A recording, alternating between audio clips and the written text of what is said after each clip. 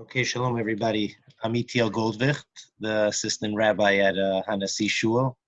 And thank you everybody for coming, our Kavua members and visitors who have joined in for this special program, for this special Hazkara of Rav Chaim Arbesfeld, Zichrono Livracha.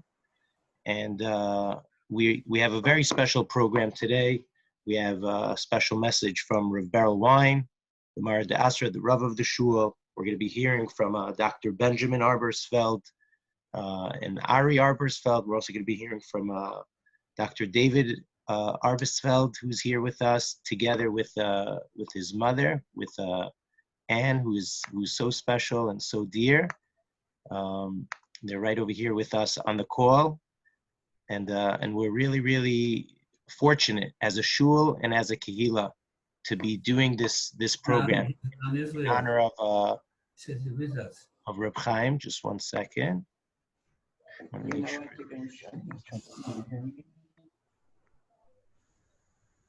Okay, we're going to be. I would like to start off today's program with saying Tehillim, a kapitel Tehillim, and then we're going to be hearing words from Rabbi Berel Wein, and we'll continue with our program. So we're going to say a kapitel Tehillim, Shir HaMalos that we all know.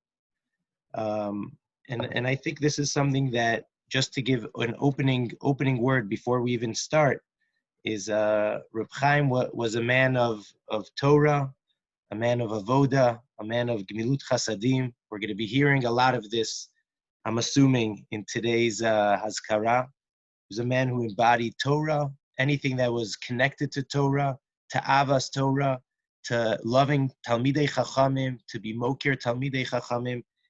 He himself was a Talmid Chacham, a Musmach of the Rav. Anything that was connected to Torah, he was there. Anything that was connected to Avoda, to the Tefillah, to making our shul, a special makom of Tefillah, he was the first and foremost. He didn't wait till people came up to him. He was coming forward. What could I do to help? How could we make the shul better? Always there first, ready to start our Tefillos. And a man of Gemilus Chasadim, which anyone who knew him knows that what we know is only a little bit of what he really was. It was Rav Hanistar Halagalui. There was more hidden than what was revealed. And a person who truly embodied these three core values of Judaism, the three pillars that hold up the world, Torah, Avoda, and Gemilut Chasadim. So we're going to start with the kapitel Tehillim, and then we're going to hear some words from Rabbi Berel Wein. Shir HaMalot, Esa Einai Le'arim, Me'ayin Yavo Ezri. Ezri me'im Adonai oseh shamayim va'aretz. Al yiten lamot raglecha, al yanum shomrecha. Hinei lo yanum velo yishan shomer Yisrael. Adonai shomrecha, Adonai tzilcha al yad yaminecha. Yomam hashemesh lo yakeka ve'yareach balayla. Adonai yishmorcha mikol ra, yishmor et nafshecha. Adonai yishmor tzidcha uvoecha, me'ata ve'ad olam. Now Rabbi Wein has landed in Eretz Yisrael just a few hours ago, earlier today. He was in America during this whole entire time period. We have not been able to set up his Zoom account to be connected to us live, but we were able to get a video from Rabbi Wein, and I would like to share that with everybody right now. It is as if he's here with us live right now.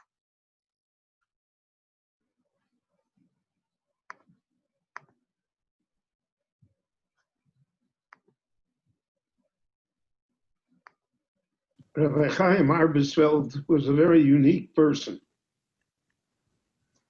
He was a Talmid Chacham. He was a Musmach.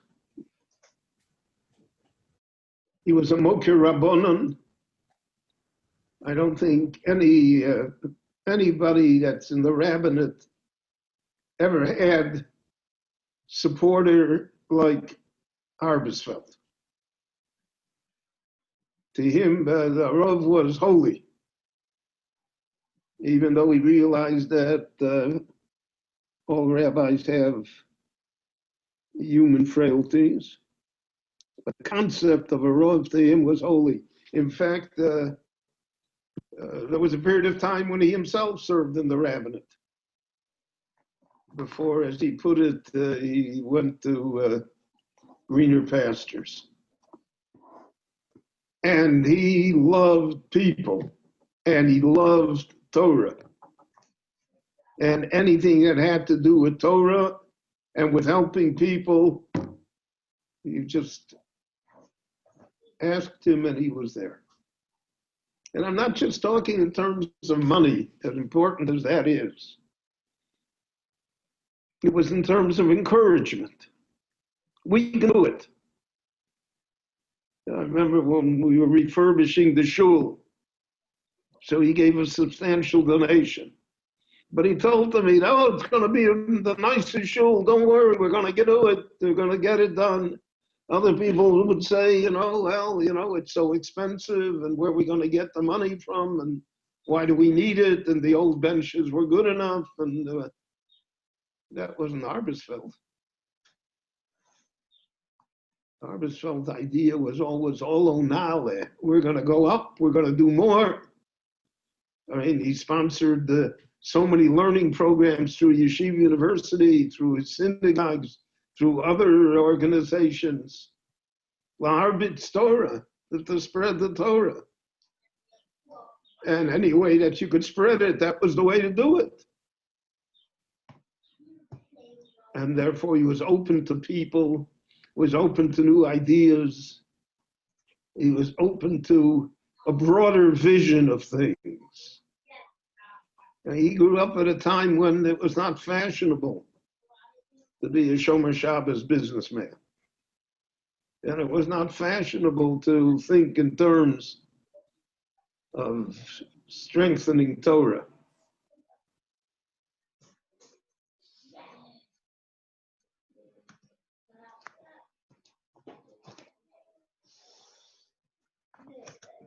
It was enough just somehow to survive. But that wasn't certainly not enough for him. He always thought big, and he dreamt big. And that's implied in Olo Nale. Let's go up and do something big, Kolev said. You're afraid, you're sitting here in the desert, you're afraid to go. There are giants, there are fortresses, you're not going to be able to do it. No, Olo Nale, come on. Let's go and do it. And therefore the Lord blessed him with a wonderful spouse and a marriage, and with a family, and with literally thousands of Jews who are in his debt for the goodness that he had bestowed upon them. Now, much of it unknown. I know of individual cases where, he sent in, he said, don't publicize it, don't put my name anywhere. The goodness alone is enough. Ki tov ha'oretz ma'od ma'od. It's very good. And he had an abiding love for Eretz Yisrael. Always when he came, he said, I'm home. Always used to come for Yom Tov. And he had an abiding love for our shul. He always looked out to see what could be improved in the shul. What project we could undertake now. How to strengthen what we had. And he enjoyed being in the shul. There was always a happiness that radiated from him. And he was an optimistic and happy person. I never heard a negative word from him about anybody or about anything. He came, he spoke about Eretz Yisrael. It was, oh, great. And he didn't say, it's too hot, it's too cold, it's too crowded, it's too this, it's too that. Because he saw the big picture. He always saw the big picture. And if one is able to do that, so then one has a different attitude towards everything in life and everything that is holy. And no No person is indispensable, but no person is replaceable. And he certainly is not replaceable, at least to me, because his few words of encouragement to me every time that he came were a source of strength and happiness to me. Oh, Arbesfeld is back. He's here. Oh, good, good. Now we can think big again. The last time I saw him, and I have to admit that he didn't look like himself anymore. But even then, he was cheerful and strong. And he said he looked forward to the drosha that I would give on Shabbat HaGadol, which didn't happen this year. He always had the right thing to say at the right time, which is a gift. I enjoyed the hospitality of the Arbesfelds. I was Shabbos scholar in residence in their shul in Queens. It's an experience. It was really an experience and a blessing to know a person such as he. And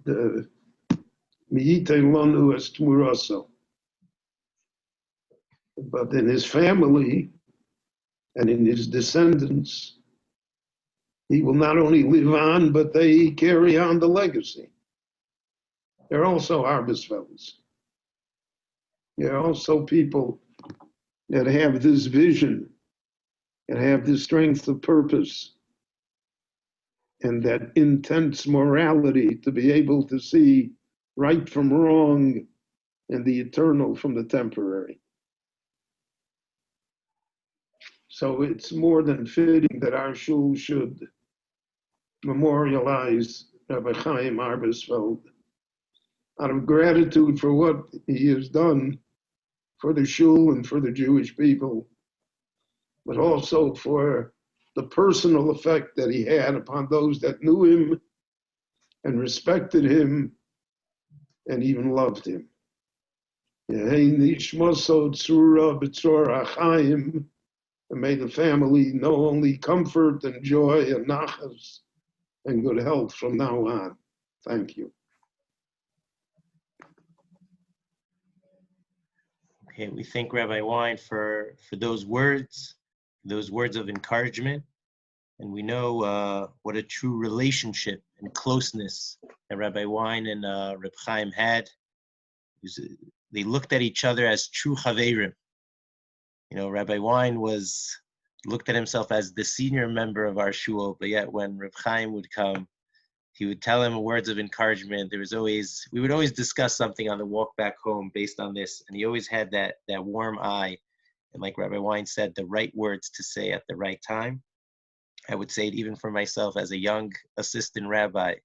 He would come and give me words of encouragement. Oh, I liked your drasha. It reminded me of something that I heard from the Rav. It always reminded him of another Chiddush Torah, another Dvar Torah that he heard. And he was always trying to build me up and to make me feel good. And for that, I have a tremendous akar sato. We have with us here on the call his son, Rav Binyamin. I'm going to put him on, and it'll be a big honor for us to hear some words of nechama and Hazkara in the memory of your father. Let me just make sure we're off of mute.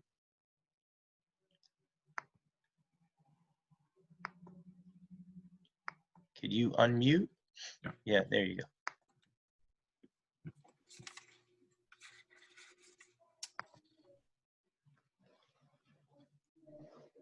On behalf of my mother, she should be well, and my entire family, I would like to thank everyone for participating in this most meaningful tribute to my father, Rav Chaim ben Avraham, Zichrono Livracha.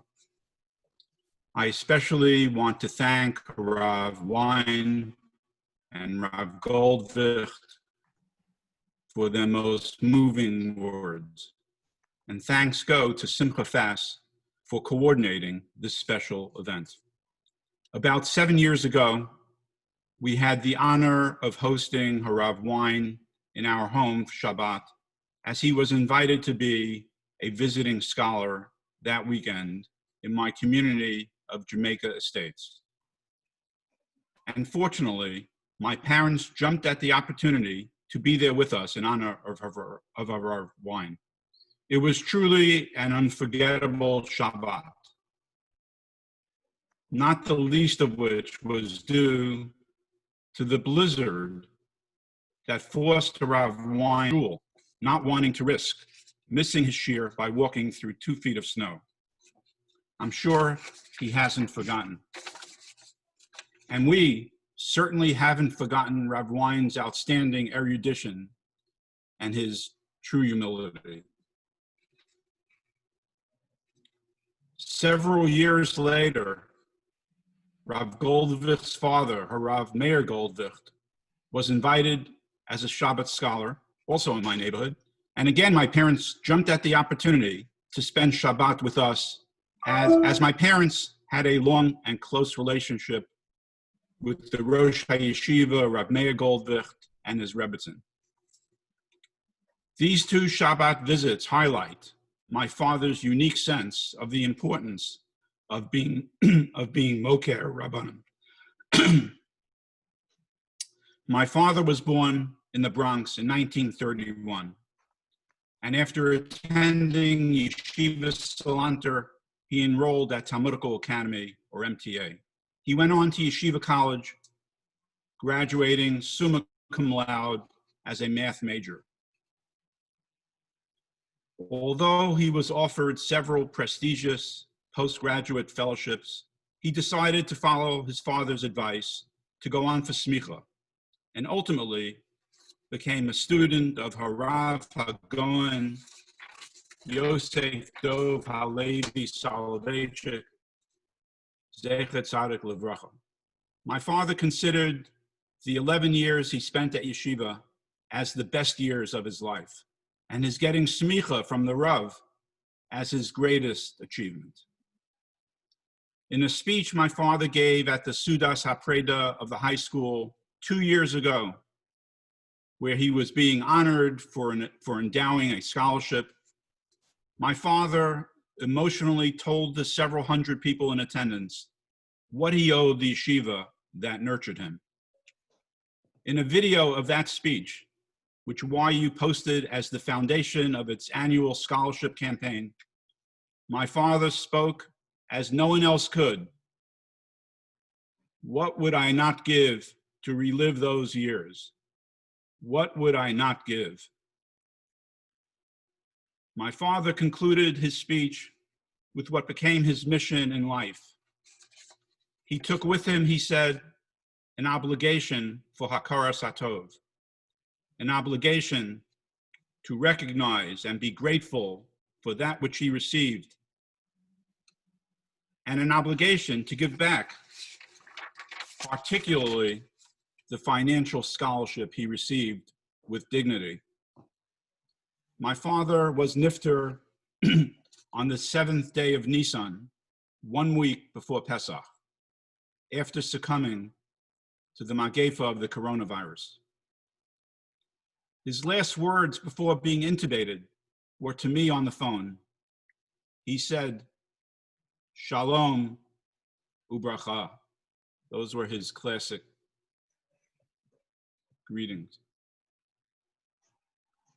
Harav Michael Rosenzweig, a Rosh Yeshiva at Rietz, with whom my father was particularly close, paid tribute to my father in his shiur prior to Pesach.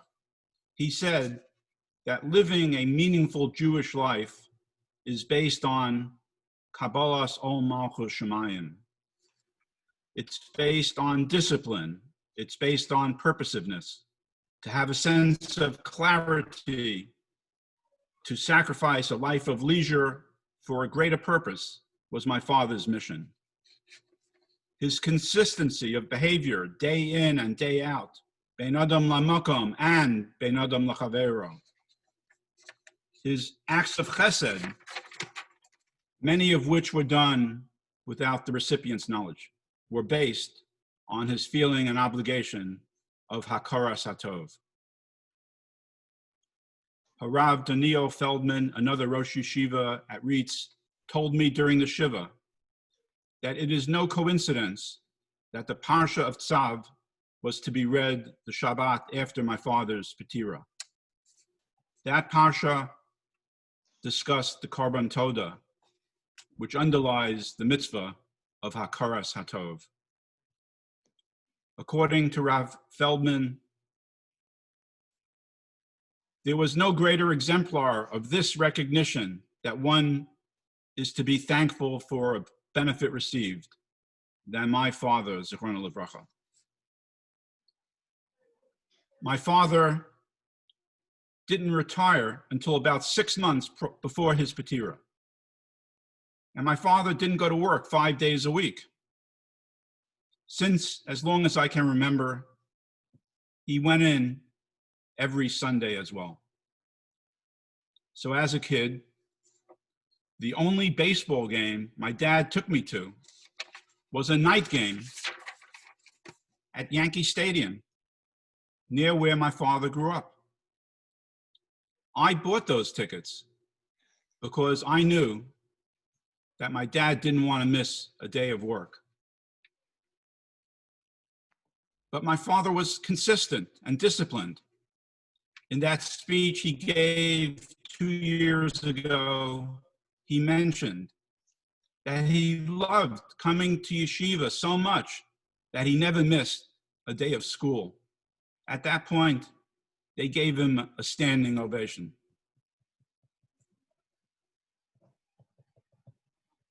So my father assumed a lifelong mission to work hard, to be an Eved Hashem, and to repay the debts he felt he owed to his yeshiva and his community.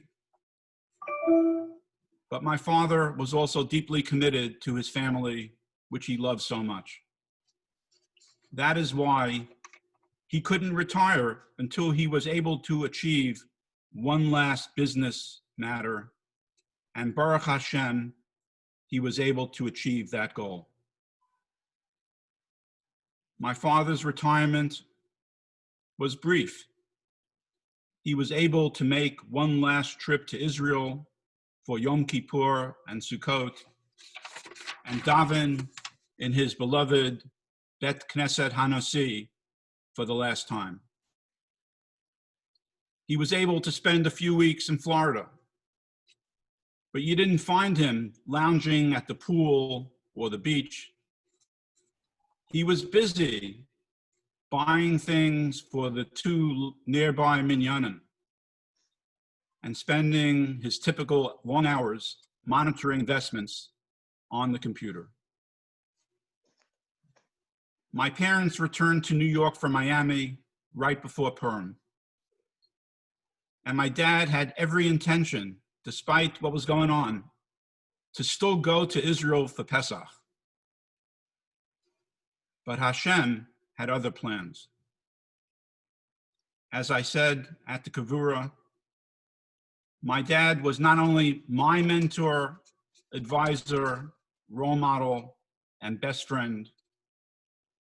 I found out that he was a mentor, advisor, and close friend to so many others who admired him and sought his counsel. So on behalf of my family, I thank the Ribbono Shel Olam for giving us such a wonderful father, grandfather, great-grandfather, and may he be a Melitz Yosher for our family and for all Klal Yisrael. Yehi Zichro Baruch. Amen. Thank you, Rabbi Yamin, for sharing that with us. And he was, your words are so touching. Definitely a sense of Hakar Satov that embodied him so much. I'll just share with you, when I came with a group of Chayalim, IDF soldiers, to New York, and then our plans fell through where to stay a week before. And I called him up and he said, Chayalim, who fought Eretz Yisrael, Hakar Satov, they could come and stay by us. And such achnasas orchim that him, together with Pnina, really took care of them. his daughter Pnina, who's here on the line with us, who's here in Eretz Yisrael, really took care of those Chayalim because of that love of Hakara Satov. So thank you so much for sharing that. And we're now going to be turning to Reb Chaim's grandson, Avi Arbesfeld. We're going to ask you to unmute yourself as well. Here you are. The floor is yours. Bershus Maranan Brabanan. Thank you to all those who are participating with us today. My heart goes out to all those who have suffered loss during this time. At the same time, I'm also makir tov to the Ribono Shel Olam for providing a refuah to my grandmother, who should continue to be well ad mea v'esrim. And may Hashem grant refuah shleimas to all Chol Yisrael. Amen. Beit Knesset HaNasi and his many friends throughout Eretz Yisrael meant so much to my grandfather. And just like his friends and community in America, my grandfather viewed his friends in Eretz Yisrael like family. My grandfather cherished Eretz Yisrael, and although he lived in New York, his heart was always in Israel. His hotel was always filled with Rabbanim. I now found out even Chayolim, amazing, diplomats, and guests from all over Israel.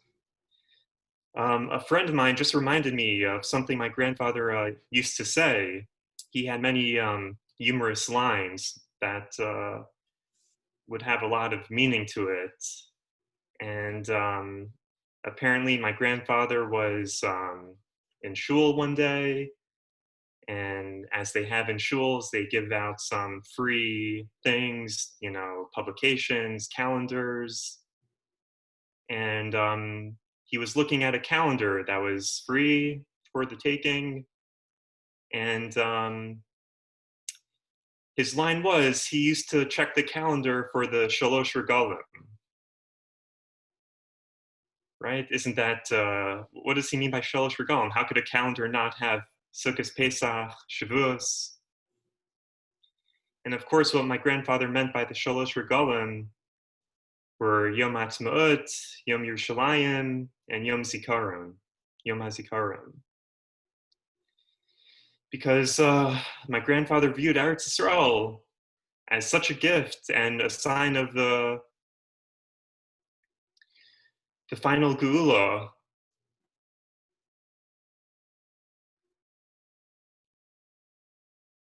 I also want to go back to something I probably should have mentioned earlier, how Rabbi Wein spent Shabbos with us here once, and my grandfather was here at the time.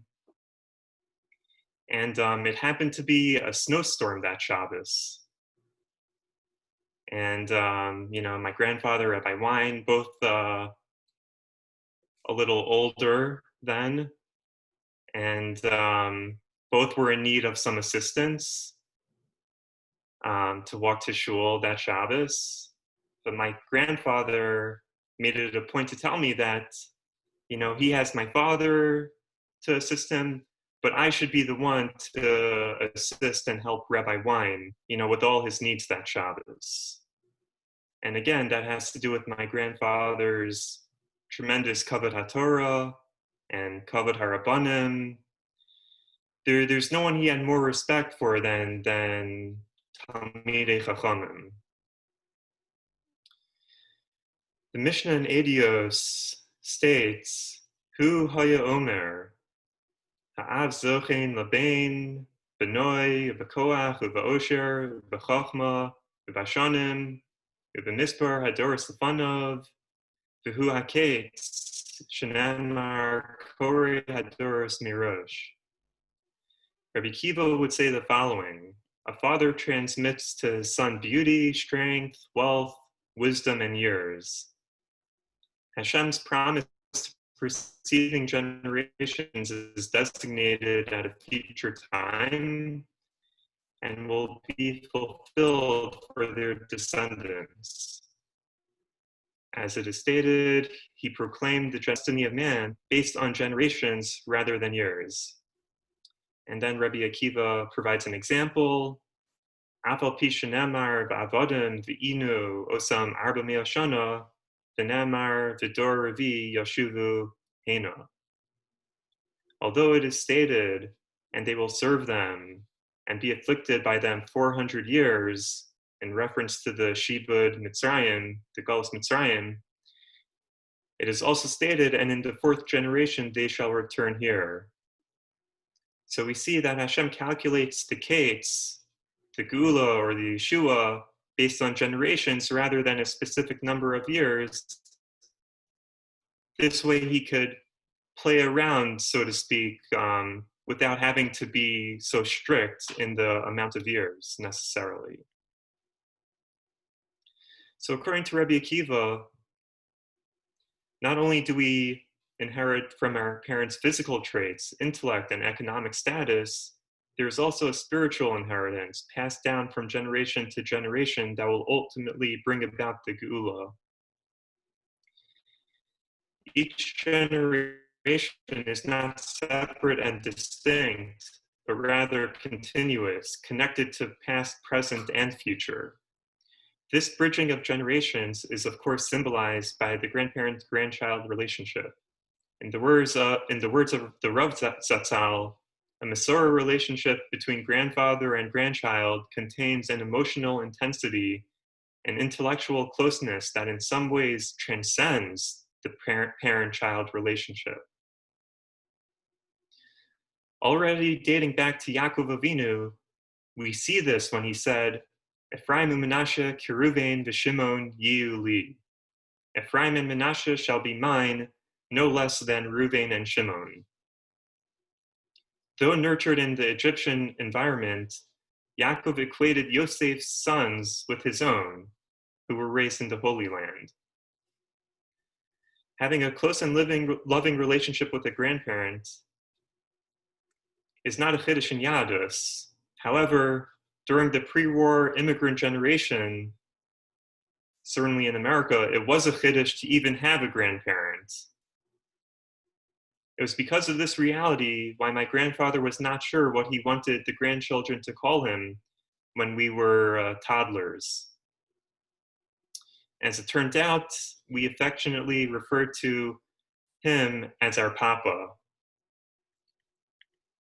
Beyond our Masorah relationship, Papa was also very much in tune with the new generation. Unlike many of his peers, he knew everything there was to know about modern technology and the internet.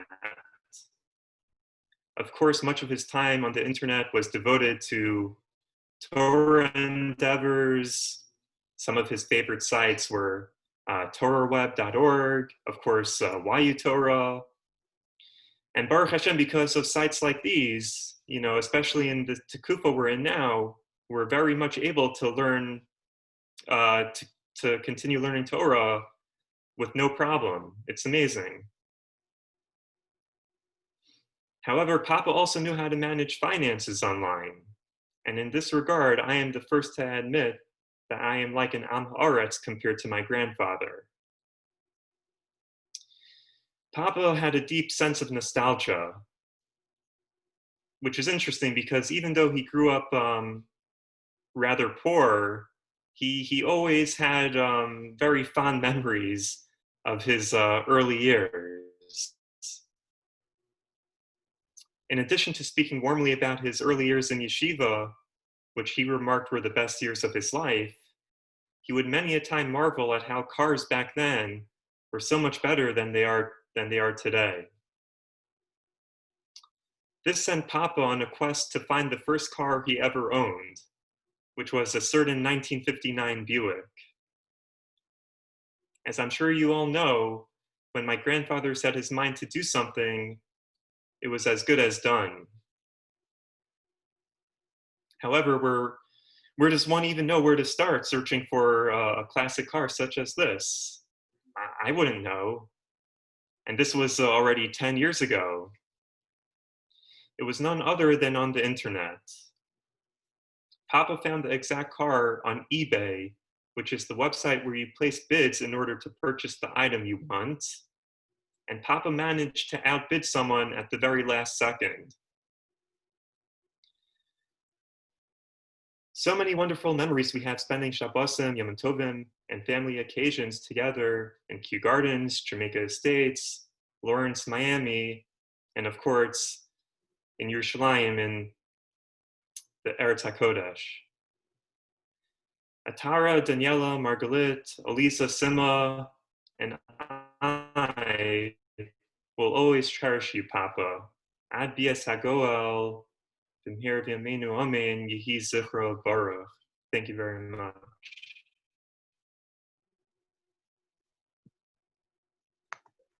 Amen, amen. It's so beautiful to see the continuation of the generations. It's something that he spoke of very proudly, that all of the generations are continuing in the derech of Torah, of Avoda, of Gemulas Chasadim, and that brought him a lot of nachas, and it would be something that was always on the tip of his tongue, and now we could see it all together as a shul. We also have with us David, who is sitting together with his mother, Mrs. Arbesfeld, and we'd like to call on David to say a few words in memory for the Hazkara, and also an opportunity for us, once we're highlighting your video box, is really Anne, you were right there by his side. You were a dugma and an example for what a loving couple is, and sometimes for us youngsters, it was something to look at and to admire and to see the chemistry that would come into the house, and it's you guys are really one. So it was very, very special. Okay, David, the floor is yours. Thank you, Rabbi Goldwicht, Rishus Rabbi Eitiel and Rav Meir Goldwicht and other Rabbanim. You began talking about my mother. I also would like to acknowledge and recognize my mother. With every great man, you know, there's a woman behind him. And my father loved company in the home. He had company always in the hotel. He had guests, but he wanted guests in the home too. And it's the wife that really does all the inviting in the home. And my mother always wanted company in the home, always like my father. There wasn't a Shabbos meal or a Yom Tov meal that didn't have a table full of guests together with the family, treated like family. In Israel, especially, our home was known as the place you can go to when you needed a place, not for a meal, even to stay for Shabbos. A lot of yeshiva bachrim, when they're there for a year, and seminary girls, when they're there for a year, they needed a place to go every third week, every second week, every fourth week, whatever it would be. And the phone would ring, and my mother, my father, my sisters would always invite them for Shabbos. And when it came to Yom Tov Sheni Shel Galias, I don't know what Rabbi Wein's position was. My father was a very loyal Talmud of Rav Yashav Ber Soloveitchik, who held like the Mechaber, that if you're not living in Eretz Yisrael, or at least not there for all of the Gimel Regalim, you have to hold for 2 days. A lot of people hold like the Chacham Tzvi now, but my father was going to hold like Rabbi Soloveitchik, his Rebbe, and he held Yom Tov Sheni Shel Galias, and there were tons and tons of yeshiva bacharim, seminary students, guests, tourists who needed that place to come for Yom Tov Sheni meals and Sidarim. And my parents' home was always open for that. And my father was a tremendous Baal Tzedakah. You never heard from my mother ever a complaint. Why are you giving so much? It was always, you can give whatever you want, you can give more. My father's attitude while fundraising at organizations was, a lot of people held with a mantra, give till it hurts. My father says, no, give till it feels good. For him, giving made him feel good.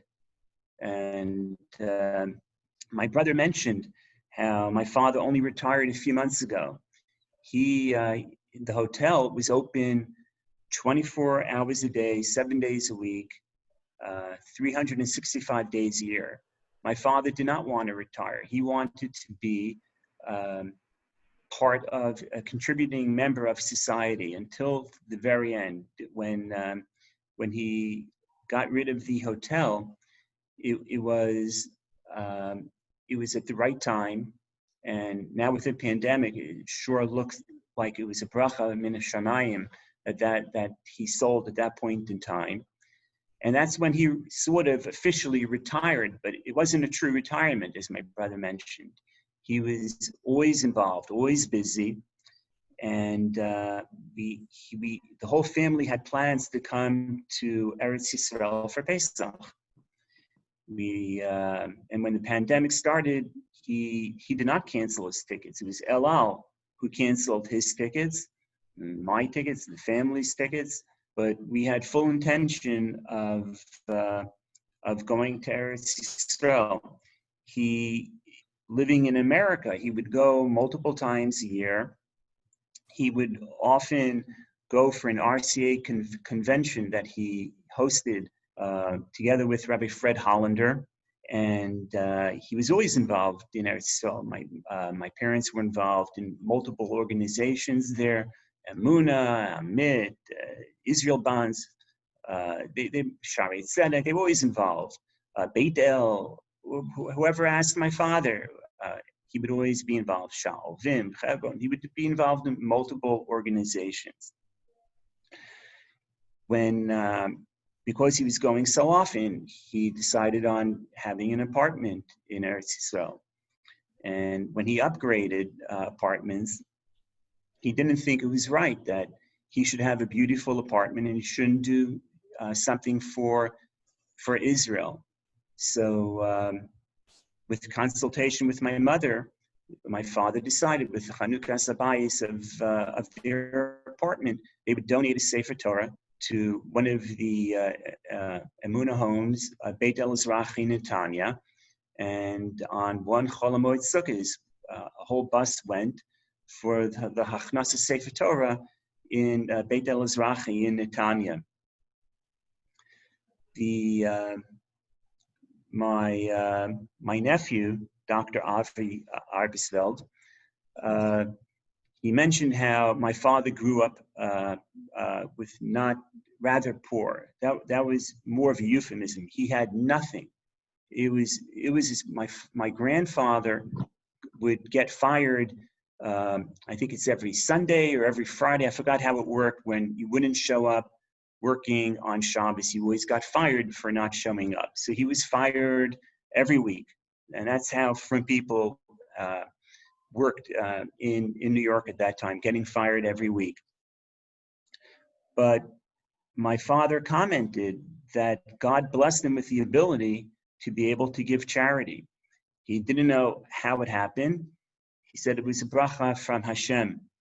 And he felt that if you can do something yourself, don't ask other people to do it for you. So anytime he would look around, if he saw things that he can improve upon, he would do it himself. Rabbi Wein mentioned how my father loved the Beit Knesset Hanasi, and he didn't say necessarily why. Part of it was that he loved Rabbi Wein. He loved the drashos. He loved being davening with him, being that he was in spalo with him, gave him much simcha. It was fortunate that he was a member in the shul, because very often there wouldn't be a seat in the shul for non-members, for special drasha, Shabbos Shuva, Haggadah. There wouldn't be any room in the house if you weren't a member. Rabbi Goldwicht also mentioned about the words of encouragement. My father would do that to every young rabbi, that you will be successful, your drasha was fine, excellent, you're doing good. That was the nature, that was how my father was. And my father often joked why he felt so comfortable in Beit Knesset Hanasi. He goes, when they're announcing the simchas and the announcements, it's not Mazel Tov to Yehoshua on the birth of his child. It's Mazel Tov to the grandparents, Mazel Tov to the great-grandparents. And it was a shul with many, many retirees, retired rabbanim. He felt very, very, very, very comfortable in that shul. But being a member of that shul gave him something different that most people visiting Eretz Yisrael had. He didn't feel like a tourist when he was in that shul. He felt like it was his community. The Beit Knesset Hanasi was his community shul. He might have lived in America, but when he was in Yerushalayim, he lived in Yerushalayim too. Going to that shul was his community shul. He commented to me often that he loved the chazanim on Yom Tov or on Shabbos or Rosh Chodesh. I wouldn't necessarily hear them. Let's say if I would accompany my father on a Pesach, sometimes the shul wasn't that crowded. My father once jokingly commented to me when he arrived a week before Pesach, someone in shul on the Shabbos before Pesach asked him, so where are you going for Pesach? And my father goes, where am I going? I'm here. He goes, okay, you'll see. He didn't realize that people kind of flee the shul for Pesach. They go to the children and grandchildren for the Siddharim. He came. He was coming for Pesach. And when he would daven in the shul, most people would focus on the davening alone or the kiddush. My father, he would look around and would see what can he do to improve upon the shul. I'm talking about the physical plan. He would look at the benches, the aron, the lighting, the social hall, and if he didn't like something, he would just he wouldn't just write a check. A lot of people would write a check and say, work on it. My father would tell the person what needed to be done and go get it.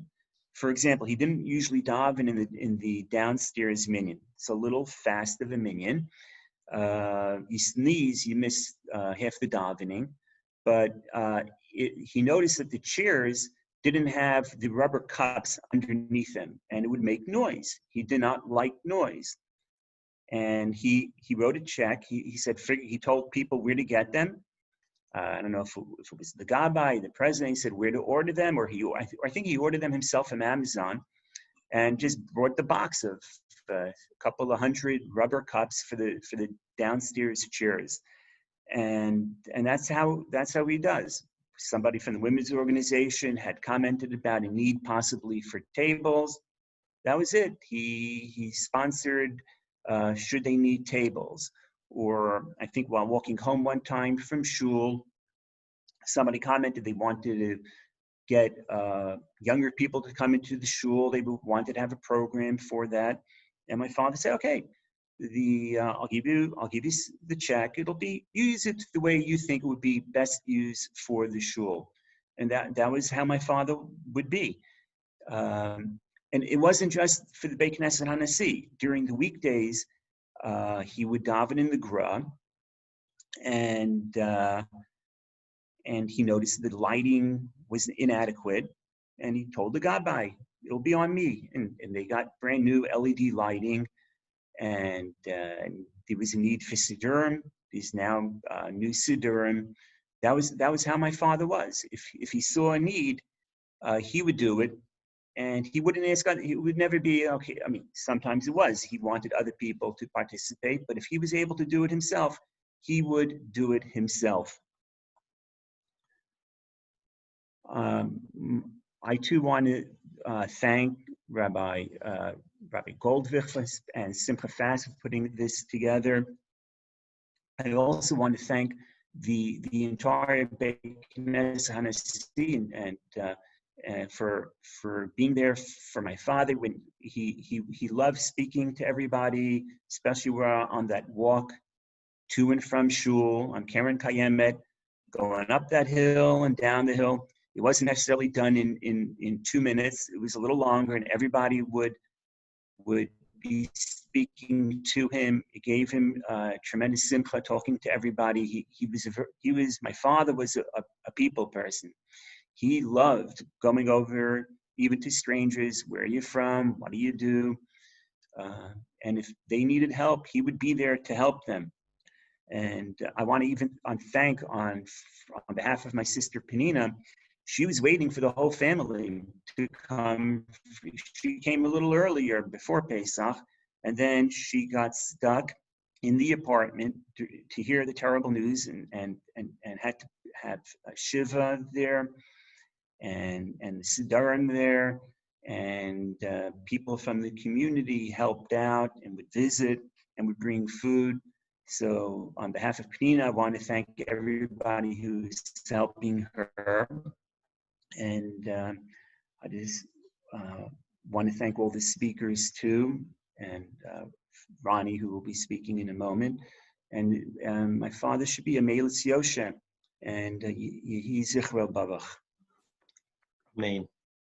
Thank you very, very much for sharing those words. And on behalf of the Kehillah, we would like to extend to you and to the entire Arbesfeld Mishpacha that we viewed Reb Chaim ben Avraham and Anne, and we view all of you as part of the Kehillah. And whenever you come into Yerushalayim, this Kehillah is your Kehillah. And you should know that Penina, I don't know if you guys know, but Penina has kept your father's legacy here over Pesach, and she made sure to call me and to distribute different stuccos to Aniyeh Yerushalayim and to people in the neighborhood that are of need before the holidays, to keep on the legacy of your mishpacha and looking out for the shul. And we see that, and it's something of tremendous chizuk to us as a community. Right before we conclude with Dr. Ronny Wachtel, who's a close friend of Reb Chaim, my father Shlita, Rav Meir Goldwicht, has joined this call when he heard that we're doing Hazkara in the shul. So he asked me for the Zoom link, and then I asked him to say a few words at the end in the conclusion, a few short words, because once your father came up to me and he said, your father and me, we're partners. He said, that's what he told me about my father. He said, your father and me, we're partners in spreading Torah. And he gave, that was his way of giving me sentences of chizuk, so I think it's a big covet for us and a big honor for the family. My father Shlita, Shiva NYU, will say a few words in this Hazkara, and then we're going to conclude with words from Ronny Wachtel and with the Kel Mali Rachel. ברשות הרב ויין שליטה, הרב איטיאל, אן, בנג'מין, דיוויד, מישל, פנינה. זה משנת תש"ס, עם מסכת אבות, שוב יום אחד לתך. Make tshuva day before you passed away. Comes the students and ask, Rebbe, how people know when they go to die? Nobody knows a day. He answered, yes, this is what I say, because nobody knows a day. For this reason, maybe every day is day, is every day people will make tshuva all their life. And the question about this Mishnah is, if the person makes sin, you need to make tshuva. If the person don't make any sin, you don't need to make tshuva. What exactly Rabbi Elazar said to the students? Is this Mishnah have other part, what the Gemara mentioned in Masechet Shabbat. And Rabbi Yochanan explained, the king make party, the president make party, and he say to all his people, they have an open invitation to come to the party, invited them, but he never say when the party will take place. All the smart people prepare himself and come ready to the party. This can happen every day, every moment. But some people say, when the king invited us, we have enough time to run, to dress nicely, and to walk into the party. And what happened in the end? The party take, And immediately, the king invited the people. Suddenly, not have any time, people were ready, walk into the party, sit around the tables, and eat. And people would not prepare themselves, come also to the party, and see how the other people eat, and they miss great opportunity.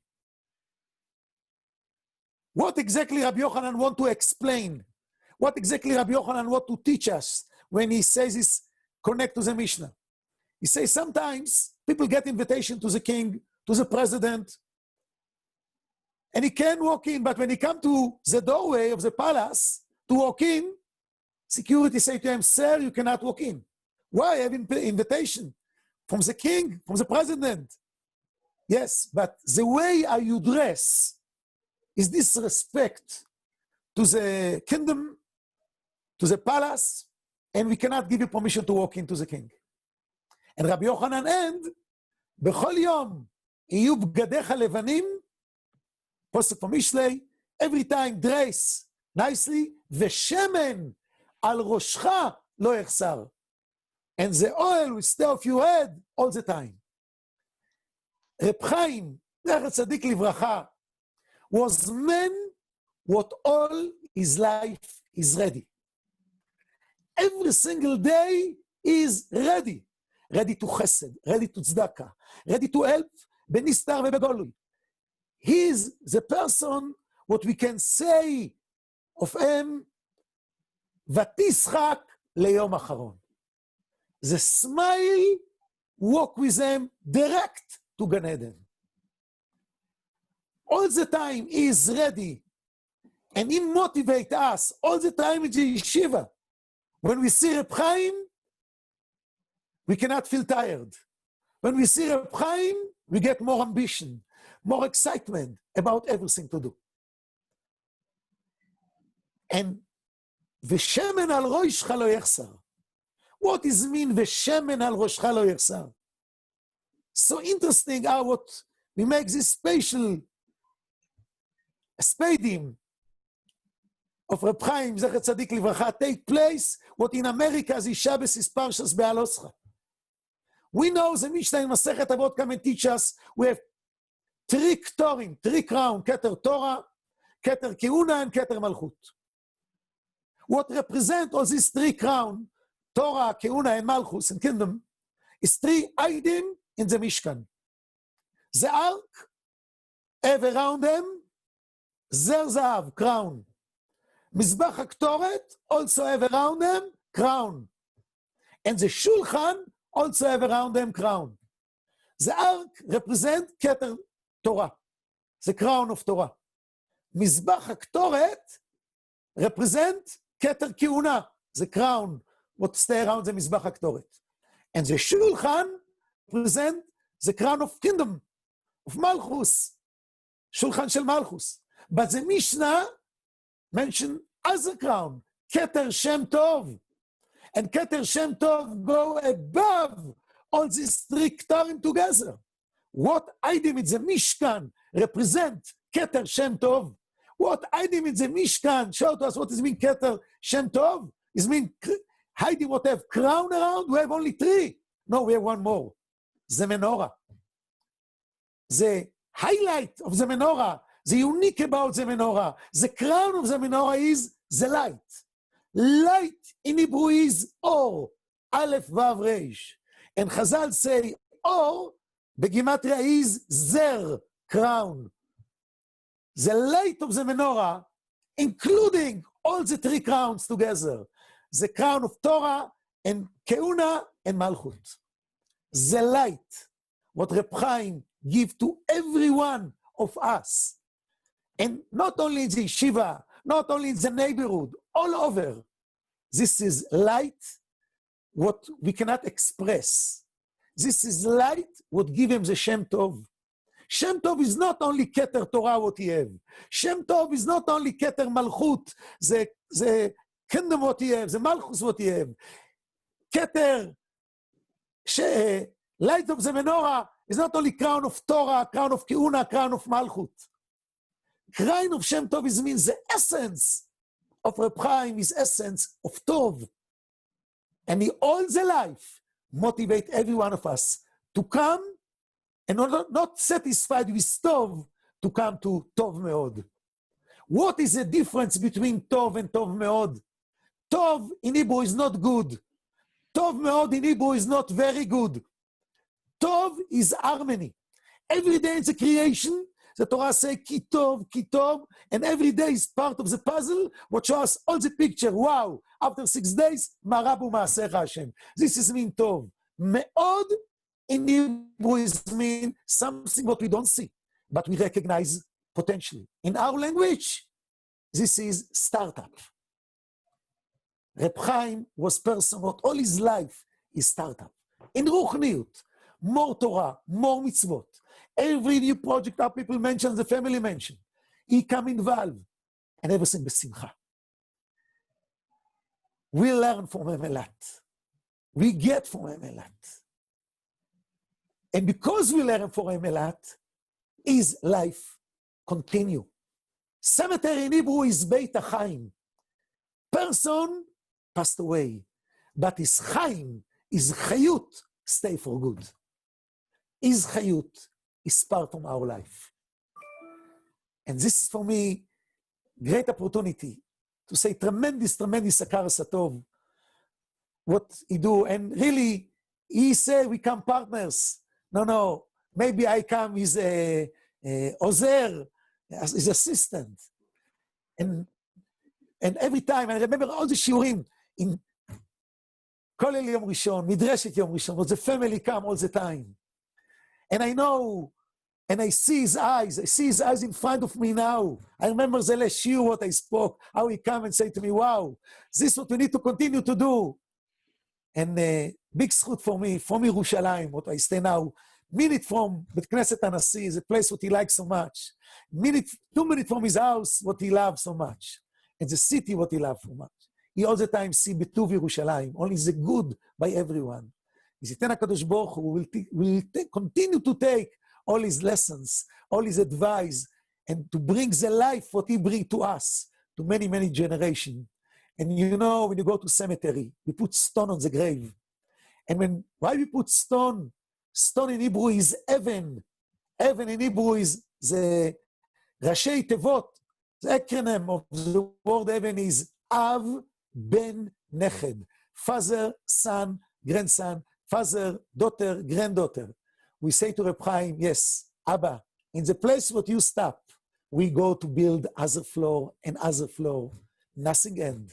And one day, B'siyata Dishmaya, we will see all the building, mitoch bracha and b'riut B'siyata Dishmaya, and Kamelitz Yosher, to lovely, lovely wife, and what was with you, partner all the life, to all the children, to Benjamin, to David, to Michelle, to Nina, to everyone, in B'siyata Dishmaya, we be zoche, and this year, to the Geula Shlema, in bracha and simcha, and elat, Siyata Dishmaya.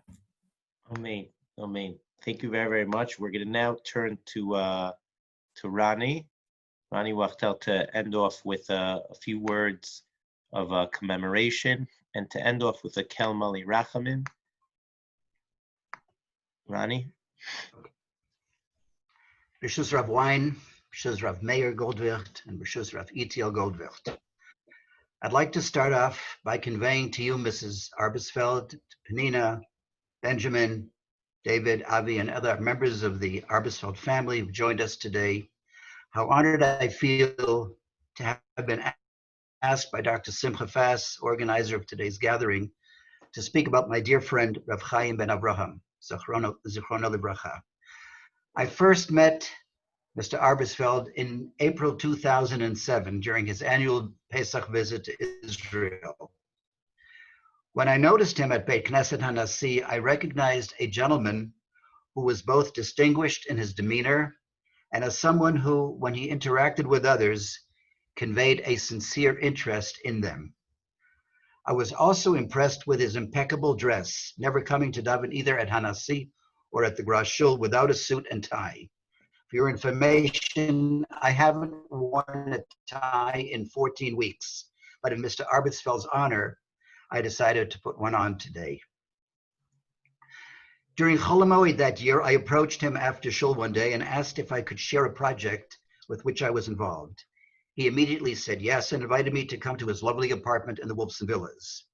We sat together for quite some time, during which I learned about his youth in the Bronx as a child of an immigrant family and how he was able to attend YU's high school and college on a full scholarship.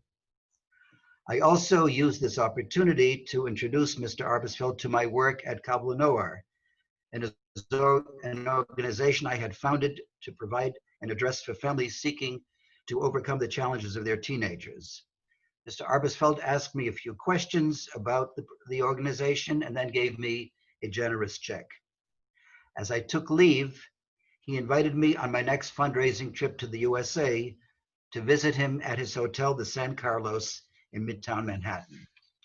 There are many details and stories that I could share. However, I'd rather devote my remaining remarks to sharing with you what I learned from Mr. Arbesfeld during our 13-year friendship and what his friendship has meant to me.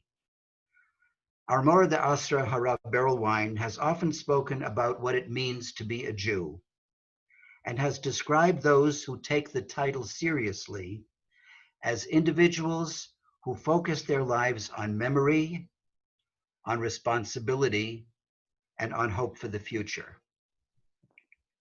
A few years ago, Mr. Arbesfeld donated $1 million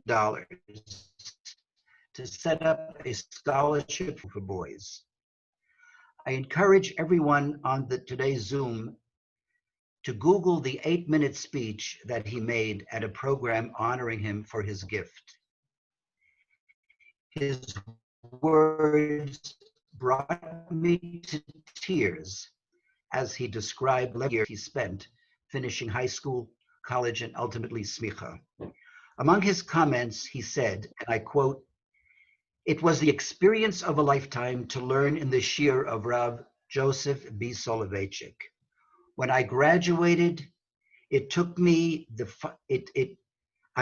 provided me with the finest Torah education in the world, and there I received a code of ethical and moral conduct that is in such contrast to today's world. An obligation of hakarat hatov for what I received, and an obligation to give back." Mr. Arbesfeld's appreciation to Yeshiva University beyond the scholarship just mentioned include his establishing, together with his dear wife Anne Yibarullah Chaim Tovim, the Torah to Go publication in memory of Mrs. Arbesfeld's parents, Benjamin and Rose Berger, Zichronam Livracha, which today is circulated throughout the world, a publication that so many of us look forward to each Yom Tov, and that has become the centerpiece of many roundtable discussions on the Chagim.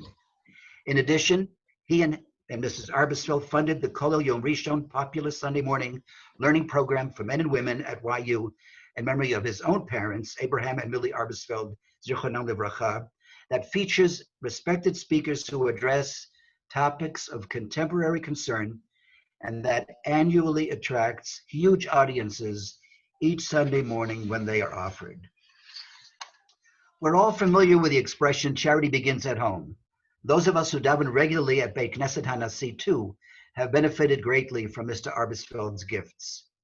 In addition to his donating a magnificent sterling Keter Torah that belonged to his shul in the Bronx, Mr. Arbesfeld also participated generally, as already been said, but I want to repeat, in the refurbishing of our synagogue, including the pews for our seating and davening comfort, the Sefer Torah dedicated to Rav Wein in Rav Wein's honor, the new floor, both upstairs and downstairs, the shades in the main sanctuary, the new pedestals of our Beit Midrash tables, and again, as was mentioned before, the booties that he purchased to reduce the noise when chairs are moved in the Beit Midrash.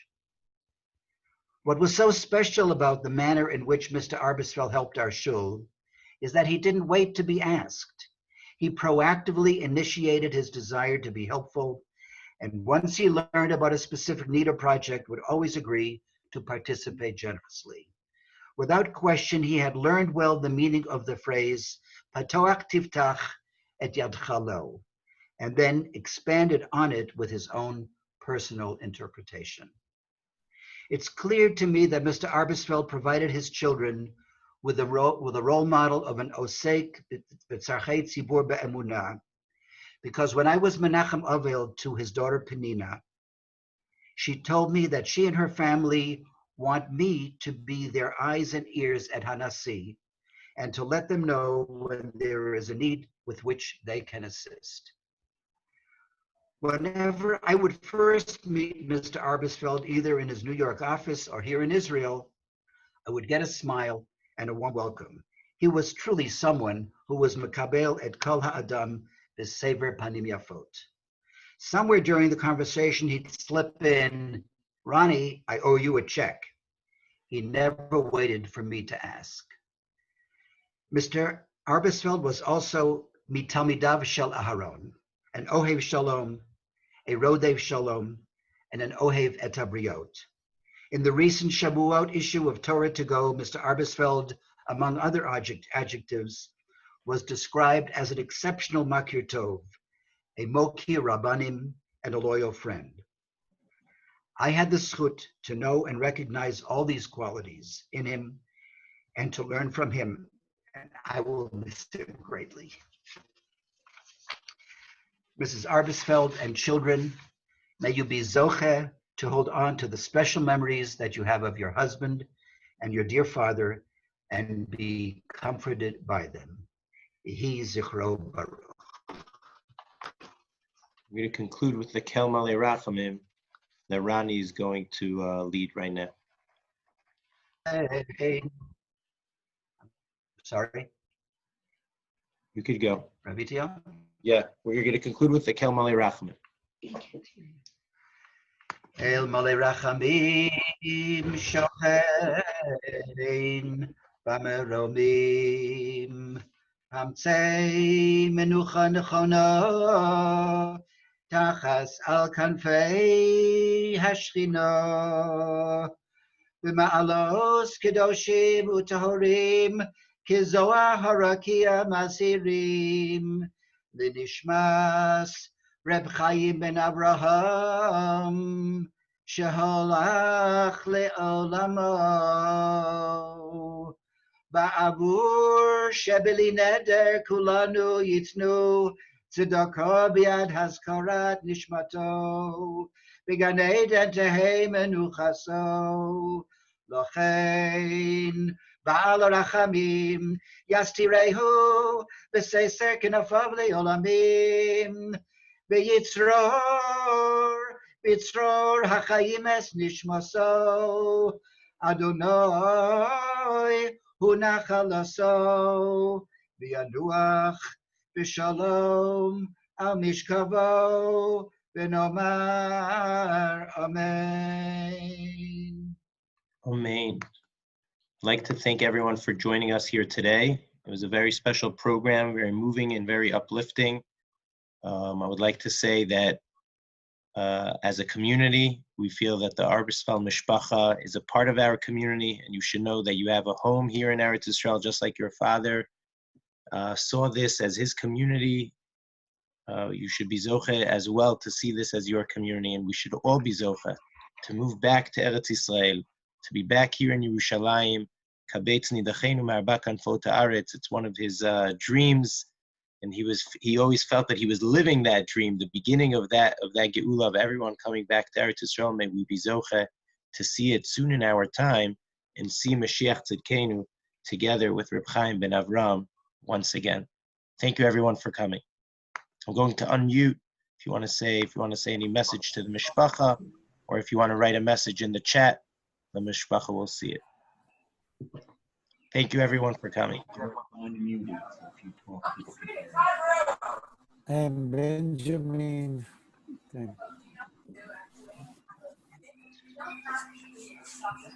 I have a lot to say about Reb Chaim. Im Yirtzeh Hashem, I will find many other opportunities, stories, conversation, what we have together to share with you. Rav Meir, just for your information, they're going to devote one of the next issues of Torah to Go completely to Mr. Arbesfeld, and you'll have an opportunity to express what you're feeling and to share your stories in the publication as well. Yes, invite you to go, and in the yeshiva, אם ירצה השם. כן, I have a lot conversation what you have here in Keren Kayemet Street also. Keren Kayemet, in Amsterdam Avenue, in Manhattan, and tips of life what he give us. And I have the zchut also. The grandson was my student. Again, Baruch Hashem. Beautiful, And, beautiful.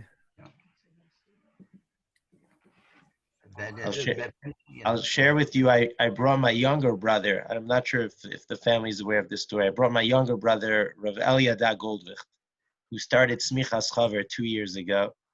And he lives right next door to the shul, so he used to come a lot to the shul, and I introduced him to Reb Chaim. And then we told him we have this great idea, and what does he think? We wanted to get his opinion.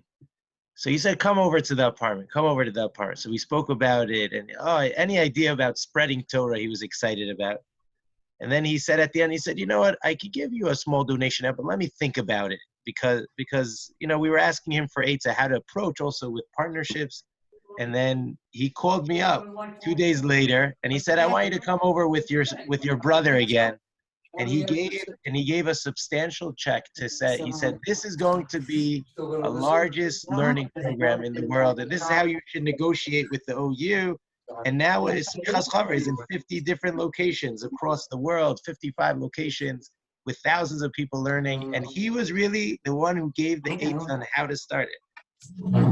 Yeah, but I think he wanted it to be with YU, not the OU initially. Yeah, originally he wanted to be with YU, and then when he's still upset. That's right. He tried to push them, and they didn't want it. YU blew it. He said YU blew it. That's right.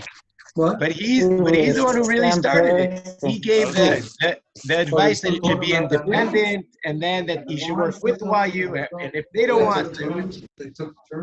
Amazing. But I tell you about this, something else about Reb Chaim. When he sent the check, for some reason, he missed something, and the check go back.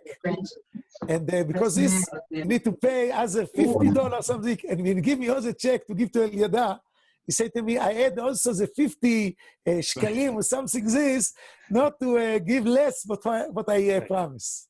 It's unbelievable. Right. Little details. Okay, the truth is that we could sit here and talk for hours and hours. We want to let everyone go, so we're going to end the meeting for everyone, and we really want to thank everyone, and a special thank you. You mentioned it already. He doesn't like it when we mention it, but Reb Simcha Fast really put this whole thing together with also Morty Tarragon, a lot of the technical details. And Reb Simcha likes to stay behind the scenes and not be recognized, but always at the end, I like to, as people are to really give him a big akar satov. He does a lot for our kehila, and especially for all of these programs and events.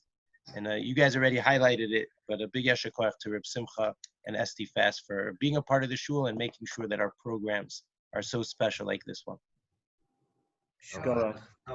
Thank you, everybody. Well, David, Mrs. Arbesfeld, take care. Thank you.